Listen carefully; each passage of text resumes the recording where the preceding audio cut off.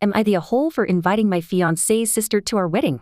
I, 25-year-old female, am engaged to my fiance, 32 years old. We've been dating for 4 years before getting engaged last year. We've always gotten along well with each other's families and celebrated holidays together. Both of our families were happy when we announced our engagement. I recently found out that my fiancé actually has a 15-year-old younger sister, let's call her Anne, who I never met despite her living at her parents' and me visiting often. When I asked about her during a family dinner, they glared at me and coldly said I shouldn't mention her and that I should forget about her.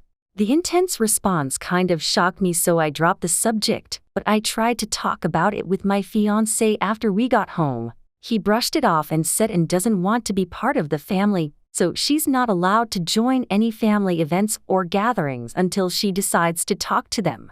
Maybe because I'm generally a curious person, but something just felt off, even at my fiancé's parents' home. There are pictures of their children everywhere, but there's not a single picture of Anne. A few days I contacted Anne saying I'd love to get to know my future sister-in-law. We met up in a cafe, and she is such a sweet girl. But it turned out she's mute. She can hear but just can't talk. Her parents got it into their heads that she's able to talk, but chooses not to because there's no way a child of them would have a disability, so they excluded Anne from the family until she talks. We talked. I talked. She wrote. I don't know sign language. And I really feel sorry for her. I invited her to my wedding, telling her that I'd love to see her there. When I later told this during a family dinner with my fiancé's family, they blew up, telling me how I dared to talk to Anne and to revoke my invitation because if Anne doesn't want to talk to them, she doesn't deserve to be a part of the family and shouldn't be allowed to join in family events. They told me I shouldn't stick my nose in their family business. My fiancé sided with his parents, telling me to just forget and exist and apologize to his parents. This angered me because I thought my fiancé would have my back, and I yelled at them that I'm not going to invite her, that she deserves to be treated better. Since then, my fiancé has been constantly telling me that I'm behaving like a child throwing a tantrum and to apologize to his family for my behavior, but I just can't accept the way Anne is treated. It also made me worry if we end up having children. Would my fiancé treat our child the same if they'd have a disability of some kind? Some of my friends are also saying that I should just let it go and not overreact so much, that every family does things their own way, so I should just apologize and do as they tell me to prevent my relationship from suffering. AITA for inviting Anne to my wedding. After having learned how my fiancé and his family thinks about her, AITA judgment. You are the a-hole, but along the lines of, you would be an asshole for marrying into that family. OOP does not get a change to comment before the post is locked. Update on April 20th, 2023. Hello everyone.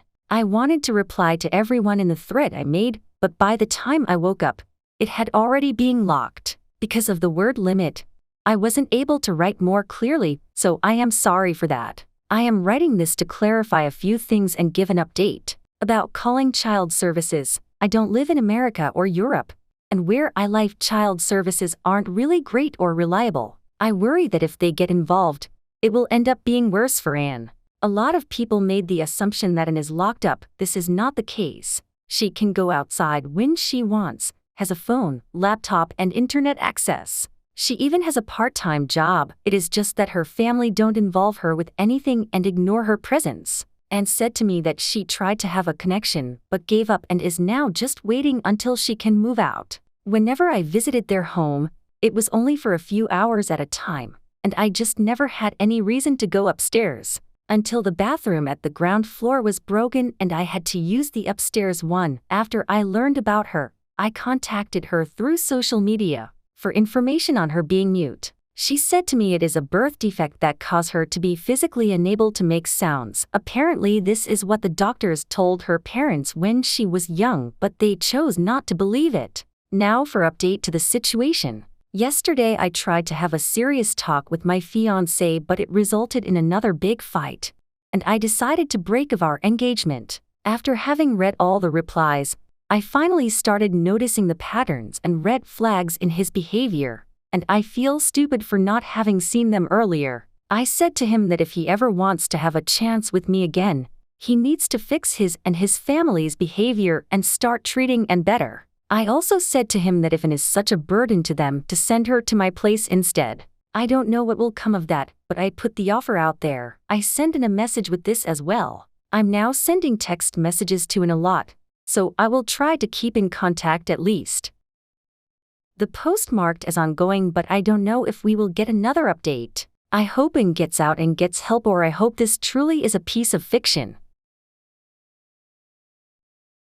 Am I the asshole for being angry that I wasn't asked to be in the wedding party? One of my 28-year-old male best friends, Mark, just got engaged, and he and his fiance are planning to get married next spring. For context, Mark and I have been good friends since high school. My boyfriend, 28-year-old male, has also really bonded with Mark over the past 2 years of us dating, and they regularly go golfing together. We have also done lots of couples vacations, dates, outings together, and we're seemingly very close to Mark and his fiancée. My boyfriend and I just recently went to their house for a party, and Mark and his fiancée asked my boyfriend, whom they know through me, and only for a couple of years, to be in the wedding party as a groomsman. I was not asked to be a bridesmaid, so I would not be involved in the wedding party at all. When I asked Mark about this, he said it was because they wanted even numbers, 5 groomsmen and 5 bridesmaids, for the wedding party,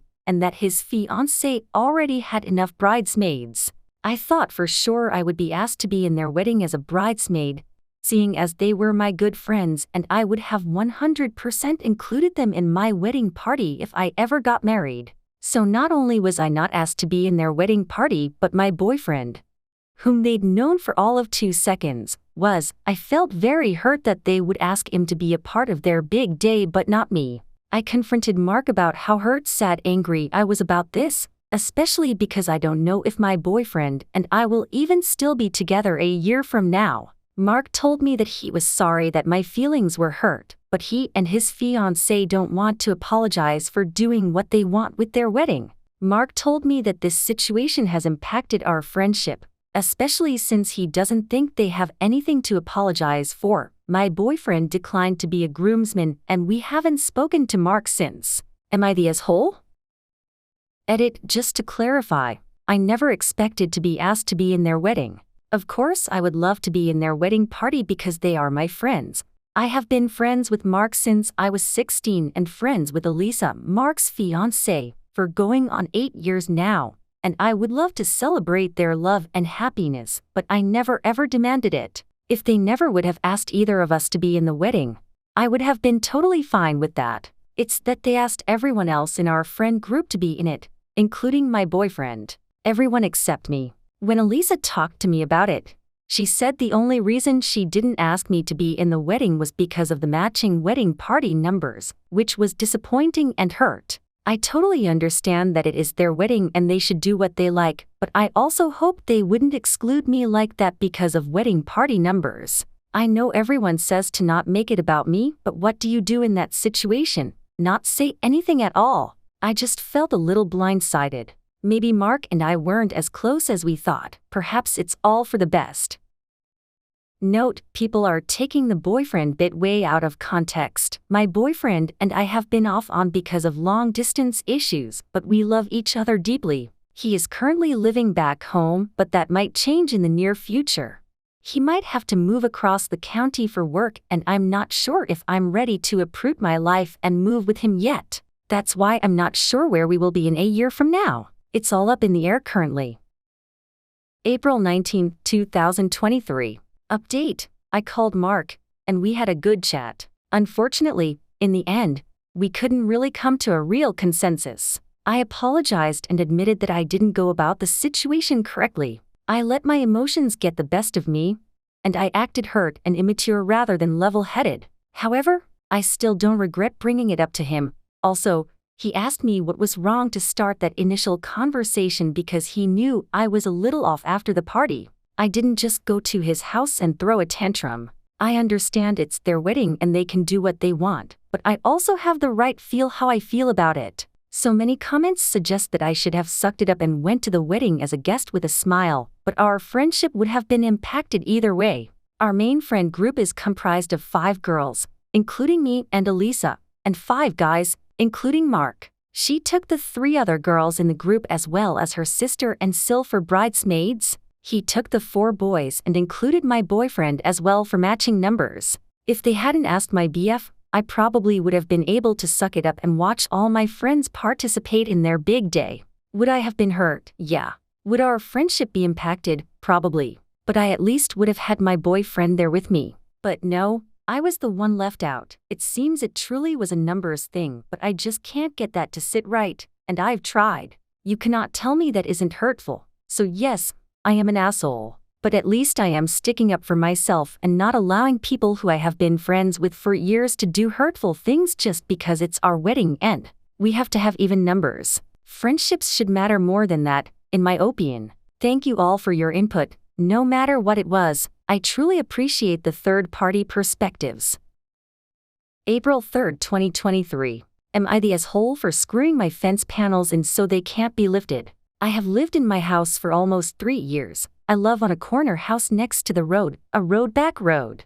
A lot of the kids on the neighborhood play ball games in that area. This doesn't bother me much apart from when they kick it against my fence. One thing that does bug me is how often they would come to the door because they ball had gone over into the garden. I know this seems like such a small thing, but I am talking 5-6 times a day. I used to work from home, so I would just go get the ball and ask them to be more careful. However, I recently changed jobs and now work out of the house. My partner is still home through the day but is of hard hearing and never hears the kids when they knock. She actually uses more sign language than anything, or reads lips, as she really can't hear well at all without her hearing aid, which she only really wears when she's leaving the house. Anyway, since I haven't been home to answer the door, I found out the kids have actually been lifting my fence panel and coming into my garden to get their balls. I hate this. It makes me feel like my space and privacy is violated. I also have 4 dogs who are usually outside when the weather is nice. I have cameras, so have caught them doing this and have evidence, but their parents don't seem to care. So I decided to screw all my fence panels in so they could no longer be lifted.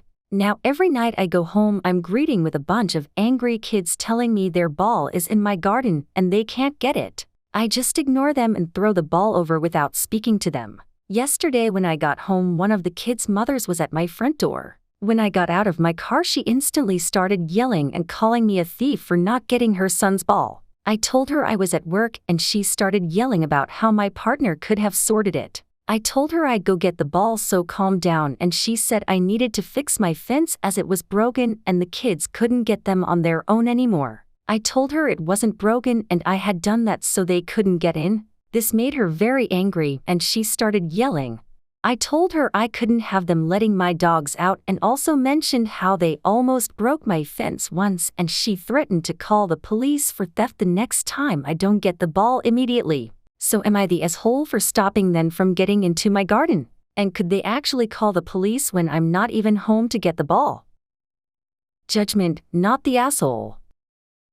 Update. April 4th. After reading through some responses, I decided to take action. I looked through my camera footage and found all the times they have entered my garden or kicked the ball over in the last few months, and actually found one from January where they had actually come in and opened my rabbit cage up to find the rabbit. Luckily, my rabbit wasn't out there as it was winter. Following this, I went to the woman's house and met her husband. I explained what had happened, and although he wasn't yelling like his wife, he did not seem to care. So I explained I had evidence of his son trespassing on my property, damaging my property, and evidence of potential theft, since he was opening my rabbit cage and pulling on my shed door. At first he tried to laugh me off, but then I pulled up one of the videos on my phone and told him I was reporting this to the police. He stopped laughing, apologized, said he would speak to both his wife and son and to please not involve the police. I politely thanked him and left. On my way home, I ran into one of the other parents and filled her in on what was going on. She immediately apologized for her son's involvement. Her son had never entered my property but has helped lift the fence and kicked the ball. She assured me he would be grounded and have the footballs taken off him and told me if they ever do it again I should pop the balls. I did call the non-emergency number and got it all logged and the videos sent, and the kind lady on the phone informed me if it ever happens again I can call and press charges. I can actually press charges now, but she advised me to wait as they will only get a warning as this is the first time it's been logged. This also means if they do call to complain about theft they will be informed of the logs against them rather than any action against me. I have also informed my insurance company who assured me, since it's logged with the police and I have screwed my fences in, I am in the clear, but they also recommend I get no trespassing size, so I will do that at the weekend. Thank you so much for all your help and advice. I will admit I had absolutely no idea what to do about it or if I even has a stand legally, so thank you all for the info you have provided.